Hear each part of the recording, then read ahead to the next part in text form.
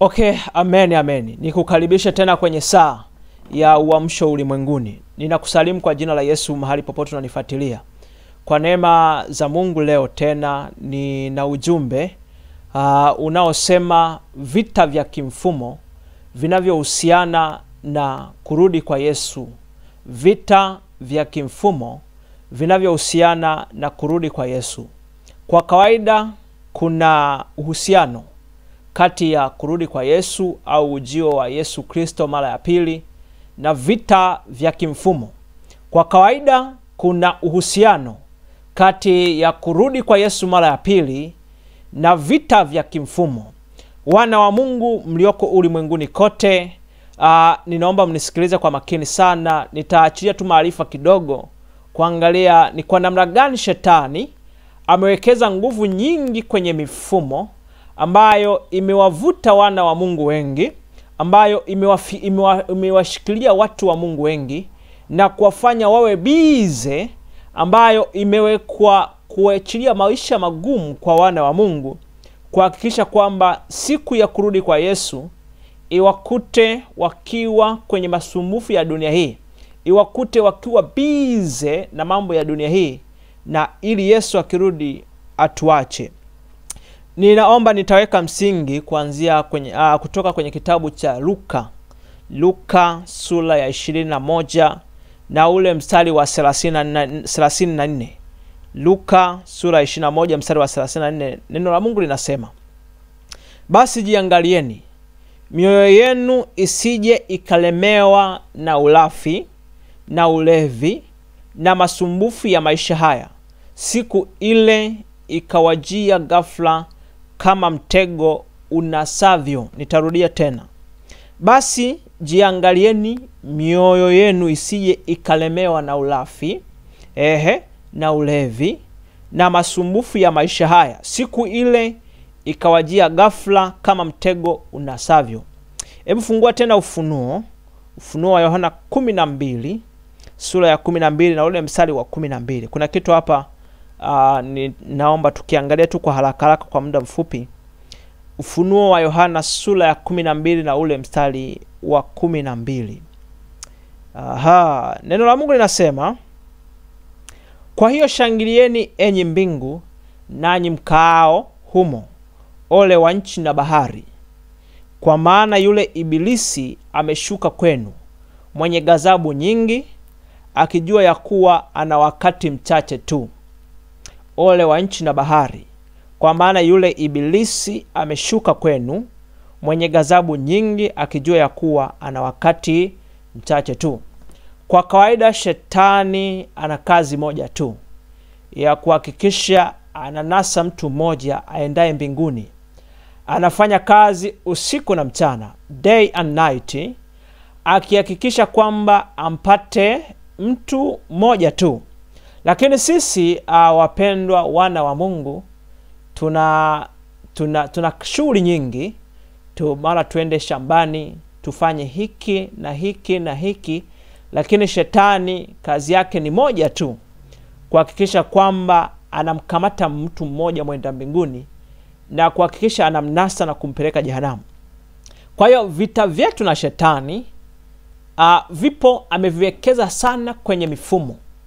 Ameweka sana kwenye mifumo kuhakikisha wana wa Mungu tunakuwa na maisha magumu kiasi kwamba watu wameshindwa kustahimili. Na hii mifumo imeanza kufanya kazi, na kuanzia mwaka huu na kuendelea itajifunua kwa kasi sana na kuanza kutenda kazi kwa kiwango cha juu sana, kuhakikisha kwamba wana wa Mungu wanakuwa na maisha magumu. Ninaposemea mifumo,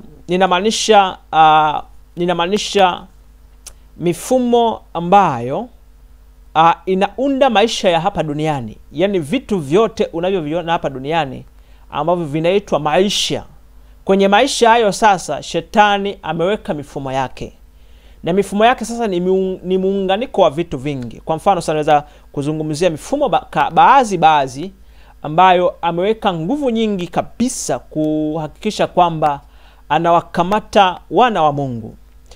Kwa mfano mfumo wa kiuchumi ameweka mfumo wa kiuchumi kuhakikisha alivyoweka kuhakikisha kwamba wana wa Mungu wanakuwa na ugumu sana kufanikiwa kiuchumi kwa sababu ya mfumo aliyoweka. Hebu niambie, ni maaskofu wangapi leo waliojiunga Freemason? Ni manabii wangapi leo waliojiunga Freemason? Ni mitume wangapi waliojiunga Freemason? Ni walimu wangapi leo waliojiunga Freemason? Wengine wamejiunga ni kwa sababu ya mfumo wa kiuchumi. Shetani alishika mfumo wao wa kiuchumi, maisha yakawa magumu kiasi kwamba wakawa hawana jinsi, wakamwacha Mungu na kujiunga na Freemason, kuingia kwenye mfumo wa kiuchumi wa shetani na kuanasa. Hebu nikupe maandiko kaza wa kaza ili nielezee kidogo hapo, alafu zeni nitaendelea wakati ujao.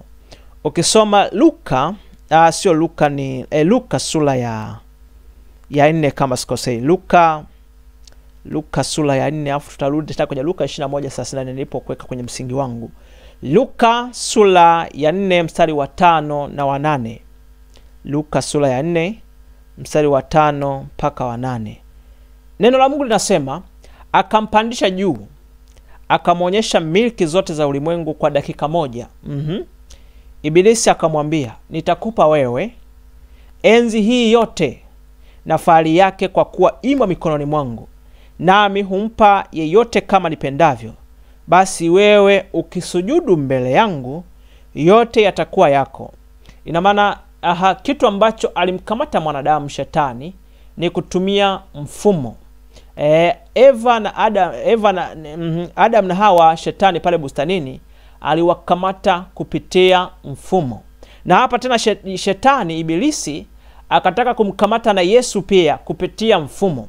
Akampandisha juu ya mlima, akamwonyesha fahari yote, akamwonyesha mifumo ya ulimwengu, akamwonyesha mifumo ya fedha, akamwonyesha mifumo ya elimu, akamwonyesha mifumo yani maisha yote, akamwonyesha mifumo ya madini, akamwonyesha mifumo ya siasa, akamwonyesha mifumo ya yote ya maisha, na akamwambia kwamba enzi hii yote, yani mifumo yangu hii, mifumo yote unayoiona hii ya ulimwengu huu ni ya kwangu, na fahari yote kwa kuwa imo mikononi mwangu. Ina maana mifumo yote imo mikononi mwa ibilisi.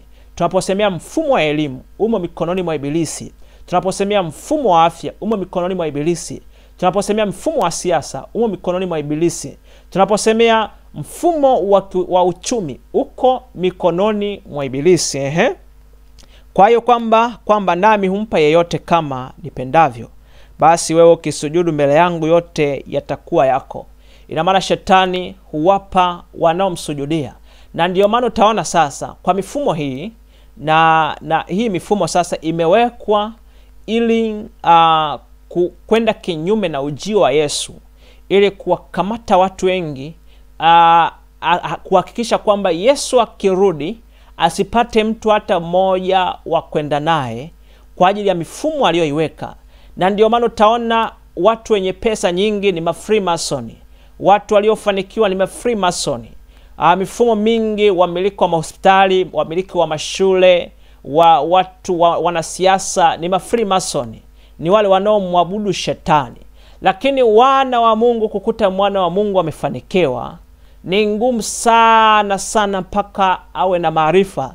Kuta mwana wa Mungu amejenga, amekuwa na maisha mazuri, ni ngumu sana sana sana, kwa sababu ya kukosa maarifa na mifumo ya Lucifer aliyoiweka kuhakikisha kwamba watu wanakuwa na maisha magumu ili kazi ya Mungu isiende. Nisikilize kwa makini sana, nitaenda kukupa solution. Kwa nini wana wa Mungu watufanikiwe? Turudi pale sasa Luka sura ya 21 na ule mstari wa 34. Luka sura ya 21 na ule mstari wa 34. Neno la Mungu linasema, nitarudia, basi jiangalieni mioyo yenu isije ikalemewa na ulafi. Huo ni mfumo wa chakula, ukawa na masumbufu ya kutafuta chakula, uko huku na huku, ukamsahau Mungu, uangalie moyo wako sinaswe na hayo, na ulevi na masumbufu ya maisha haya na mifumo ya maisha haya. Ina maana sasa Shetani ameweka mfumo wa uchumi kuwatoa au unaowatema wana wa Mungu. Inakuwa ni vigumu sana mwana wa Mungu kufanikiwa kwenye mfumo bila kuiombea mifumo na wana wa Mungu kumiliki mifumo. Itakuwa ni ngumu sana kufanikiwa, na badala yake maisha yatakuwa magumu ambayo tutakuwa na masumbufu ya dunia hii. Tutaanza kuruka hapa na hapa, tunagusa hapa na hapa. Na ndio maana leo utaona sasa watu wengi kwa masumbufu ya dunia hii, wale wanaohubiri uongo ndio wana watu wengi. Manabii wa uongo ndio wana watu wengi. Kwa nini? Wanahubiri masumbufu ya dunia hii, na watu ndio huyatafuta hayo. Na ndio maana wale wa uongo wana watu wengi, kwa sababu wana magonjwa. Hayo ni masumbufu ya dunia hii. Wanaenda kwa nabii. Wana umaskini, wanaenda kwa nabii kuchukua mafuta ili wapate utajiri. Mtoto ameshindwa shule, anaenda kwa nabii, anaenda kumtafuta Mungu kwa sababu ya masumbufu ya dunia hii. Nisikilize, ujumbe kama huu watu ni wachache, unaweza kukaa miezi miwili no view. Lakini ukiweka keki ya upako au njoo pokea muujiza wako, utaona 1K ndani ya siku 2-3 ushafika huko. Hayo yote ni masumbufu ya dunia hii. Na ndiyo maana sasa Shetani ameweka mfumo huo uwe mgumu kwa wana wa Mungu, na kuwapa wana wa ibilisi fedha nyingi na mali nyingi ili kuwakamata wana wa Mungu. Na ndio maana nikakwambia wachungaji wengi wamejiunga Freemason kwa sababu ya masumbufu ya dunia hii, kwa sababu ya mifumo. Na ndio maana somo langu nasema sasa vita ya kimfumo, vita vya kimfumo vinavyohusiana na kurudi kwa Yesu.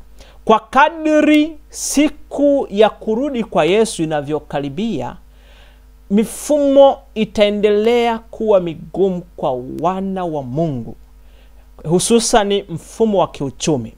Na ndiyo maana ni vizuri wana wa Mungu kuingia na sisi kwenye mifumo hiyo. Ni vizuri wana wa Mungu kuanzisha mahospitali ya kwetu. Ni vizuri wana wa Mungu sasa kuanzisha mashule ya kwetu.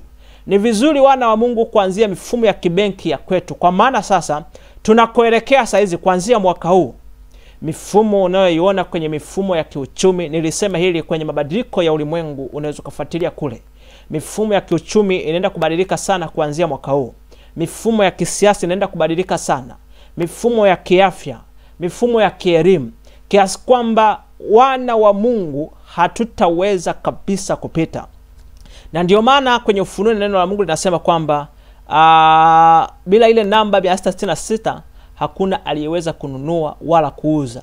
Hiyo namba 666 inaenda kuwa wazi kabisa kuanzia sasa, na wana wa Mungu hatutaweza kuuza wala kununua paka umepokea ile chapa ya mnyama. Paka umepokea ile chapa ya mnyama. Kwa hiyo tunaposemea namba 666 ni mfumo wa kiuchumi. Ni mfumo wa kiuchumi. Kwa hiyo mambo ni magumu sana. Kwa hiyo solution ni kupokea nguvu ya mabadiliko na kuiombea mifumo na wana wa Mungu kumiliki mifumo. Inasema sasa masumbufu ya dunia hii. Masumbufu ya dunia hii kwamba watu watakuwa hawana watoto, ni masumbufu ya dunia hii. Watu hawashiki mimba, ni masumbufu ya dunia hii. Kwamba mtoto ajienda shule hauna ada, masumbufu ya dunia hii. Kwamba haujajenga nyumba, hauna gari, uende kuchukua mafuta ili ujenge gari. Kwamba uende kuchukua mafuta uwe na biashara. Vijana wengi wamejiunga Freemason kwa sababu ya masumbufu ya dunia hii na vita vya kimfumo vinavyohusiana na ujio wa Yesu Kristo. Kwa hiyo ni vijana mamilioni ya watu wamejiunga Freemason kwa sababu ya mfumo wa kiuchumi kuwa mgumu. Inasema sasa Mungu anatuambia sasa basi sisi wana wa Mungu tujilinde. Siku ile ikatujia ghafla kama mtego unasavyo. Vita ya Yesu na watu wake ni masumbufu ya dunia hii. Ina maana usihubiri masumbufu ya dunia hii. unapoanza kuhubiri mafundisho ya masumbufu ya dunia hii, unaingia kwenye mfumo wa kishetani. Na ndio maana shetani ameweka mfumo wake pia kwenye makanisa haya. Ni mifumo yake ipo, mafundisho ya mnyama, mifumo ya masumbufu tu ya dunia hii, watu wanahubiri hayo, na kiasi kwamba hiyo siku sasa itatujia ghafla kama mwivi. Hebu nikuache na Timotheo tena, tusome Timotheo wa pili. Timotheo, niangalie muda wangu hapo, bado na dakika 20 pale, basi tutamaliza. Timotheo wa pili, fungua Timotheo wa pili, alafu sura ya 3 kuanzia mstari wa kwanza na kuendelea. Tutasoma tu kidogo hapo. Neno la Mungu linasema, lakini fahamu neno hili, ya kuwa siku za mwisho kutakuwa nyakati za hatari. Kutakuwa kwa nyakati za hatari, maana watu watakuwa wenye kujipenda wenyewe. Huo ni mfumo. Wenye kupenda fedha, ni mfumo wa kifedha. Hii ni vita. Watu watapenda fedha. Wachungaji watapenda fedha. Wainjilisti watapenda fedha. Walimu watapenda fedha. Washirika watapenda fedha. Njoo nikutabirie, njoo upate majibu yako, uanze biashara. Watapenda fedha. Watajiunga nao Freemason kwa sababu ya kupenda fedha. Haleluya. Wenye kujisifu, wenye kiburi, wenye kutukana, wasiotii wazazi wao, wasio na shukrani, wasio safi, wasiopenda wakwao, mfumo. Wasiotaka kufanya suluhu, mfumo. Wasingiziaji, mfumo. Wasiojizuia, mfumo. Wakali, wasiopenda mema, wasaliti, wakaidi, wenye kujivuna, wapendao anasa kuliko kumpenda Mungu. Ina maana wapendao mifumo ya giza kuliko kumpenda Mungu, wapendao anasa. Kwa hiyo ni siku za mwisho. Vita vyetu na shetani katika mifumo. Ameweka kwenye mifumo mambo ambayo yanaonekana kuwa ni mazuri, kama shetani alivyomuonesha Yesu. Mambo yaonekanayo kama ni mazuri, kumbe mwisho wake ni mauti. Mwisho wake kinachotafutwa ili moyo wako uharibike na hayo, uwe bize. Kwa hiyo kwa kadri tunavyoelekea ile siku ya kuja mwana wa Adamu, shetani ameweka watu kuwa bize sana. Teknolojia ule ni mfumo. Unakuta mtu ana masaa 5 yuko TikTok hapo anacheka, yuko Facebook. Huo ni mfumo. Kwa hiyo siku hiyo itatukuta kama mwivi. Siku hiyo itatukuta kama mwivi kwa kupenda nini? Mifumo. Kwa hiyo wana wa Mungu, ni vizuri kuijua hii mifumo iliyowekwa na shetani kuwapinga wana wa Mungu, ili mwana wa Adamu ajapo wasinyakuliwe. Na maana hii ni vita. Mifumo iko mingi sana, nayo inaonekana tu ni mizuri tu, si ionyeshi kwamba ni dhambi mtu kumiliki gari, kwamba mtu nabii kusema njoo pokee gari. Inaonekana ni mizuri tu, inaonekana ni mizuri sana, lakini mwisho wake ni kuachwa kwenye unyakuo. Soma tena hiyo tu Timotheo wa pili, sura ya 2, twende mstari wa 26. Na kulingana uvivu wa watu kusikia, unapenda kusikiliza injili za mafanikio za masumbufu ya dunia hii, it is okay. Nitakomea dakika chache hapo, lakini itambue mifumo iliyowekwa na shetani ili kupingana na kurudi kwa Yesu, ili kupingana wana wa Mungu Yesu ajapo asiwanyakue. Wawe bize na masumbufu ya dunia hii na kuwa na bize na mifumo na jinsi mifumo inavyotutenga. Ngoja nimalizie hapa, niweke in short, nimalizie. Timotheo wa pili, mstari wa 2, sura ya 2, mstari wa 26. Wapate tena fahamu zao na kutoka katika mtego wa Ibilisi, ambao hao wametegwa naye hata kuyafanya mapenzi yake. Kwa hiyo wapate tena fahamu. Ina maana solution ya hapa ni kupokea nguvu na kuombea fahamu zako. Unapopokea fahamu zako, unatoka kwenye mtego wa Ibilisi. Kwa maana hii mifumo ni mtego tu, kama alivyomtega Yesu, kwamba hivi vyote viko mikononi mwangu. vyote, fahari yake, mifumo yote iko mikononi mwangu. Ukinisujudia tu nami nitakupa, nami humpa nipendaye kumpa. Ina maana ule ulikuwa ni mtego. Kwa hiyo ni kwa namna nyingine amekuja kwa namna nyingine, lakini ni mtego ule ule tu, kwamba yanaonekana kama ni mambo mazuri, lakini ndani yake ni mtego, ili kwamba awanase watu wengi, na Yesu ajapo asiwanyakue watu wengi, awe na watu kidogo. Kwa hiyo vita iliyopo sasa, na itaenda kwa kasi sana, ni kuhusiana na mifumo ya ulimwengu, na mifumo. Ina maana ombea sana mifumo. Ina maana kufanikiwa kwetu sisi wana wa Mungu ni lazima tuimiliki mifumo. Lakini tusipoimiliki mifumo, itakuwa ni ngumu sana, na maisha yatakuwa magumu, na sisi tutalemewa na ulafi. Ina maana kutafuta vitu vya dunia hii na masumbufu ya dunia hii, na ile siku ikatujia kwa ghafla kama mwivi, na tukajikuta tumeachwa. Ina maana kushindana kwetu sisi si juu ya damu na nyama, bali ni juu ya mifumo. Tunaposhinda kwenye mifumo, tumemaliza vyote. Tunapokuwa na fedha, tumemaliza vyote. Tunapomtolea Mungu sadaka mali zetu zote, tumemiliki mifumo. Kwa nini hatufanikiwe? Ni wavivu kumtolea Mungu sadaka, ili Mungu aingie kwenye mifumo yetu ya kiuchumi, ili Mungu aingie kwenye mifumo ya afya, tuwe na hospitali zetu, ili Mungu aingie kwenye mifumo yote ya serikali, tuwepo kule. Kwa hiyo Mungu akubariki sana. Hii itakuwa ni part 1, lakini endelea kuombea mifumo, ombea fahamu zako ili usinaswe na mtego wa mifumo.